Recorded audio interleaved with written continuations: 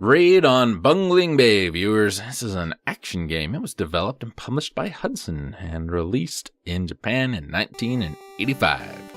Made its way over to the good old US thanks to Broderbund in 1987. Good old Broderbund.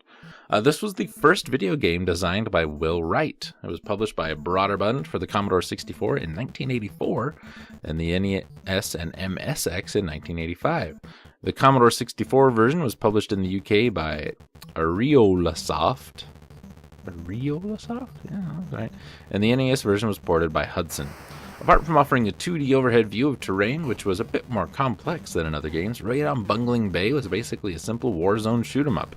We controlled a helicopter that launches from an aircraft carrier. I'm out of practice. To bomb 6 factories scattered across islands on a small planetoid occupied by the Bungeling Empire. The usual villains in Broderbund games. While fending off escalating counterattacks by gun turrets, fighter jets, and guided missiles, and a battleship. There's also a hidden island for the player to reload on. Failure meant that the Bungeling Empire develops a war machine to take over the planet Earth. Players had to attack its infrastructure while defending the aircraft carrier, which served as a home base. The game offers an interesting insight into the design style of Wright, who would later go on to design SimCity. The island and factories in the game behaved in a sophisticated manner which closely resembled SimCity. Over time, the factories would grow and develop new technologies to use against the player. There were also visible signs of interdependency among the islands, such as supply boats moving between them. In order to win the game, we must prevent the escalation by bombing all factories as quickly as possible, keeping them from advancing their technology.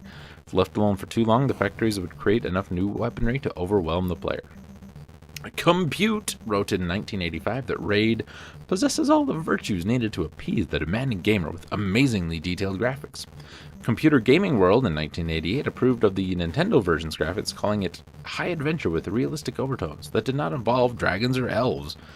The magazine named it Action Strategy Game of the Year for Nintendo, writing that Raid had been rescued from Broderbund's computer software vaults, updated slightly, and sent out to challenge all the bright new Nintendo games and blew them out of the water. A delightful game experience. Wright continued to develop the editor for the game and became as a personal toy because he enjoyed it so much.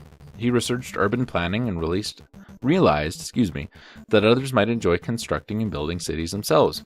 The result was a fancier simulation that eventually became SimCity. This game is responsible for SimCity. How about that? It wasn't too bad to play. I couldn't figure out quite what to do because it looked to me like I was blowing stuff up left and right, but I wasn't really getting anywhere. Dropping bombs, shooting things, and nothing was exploding.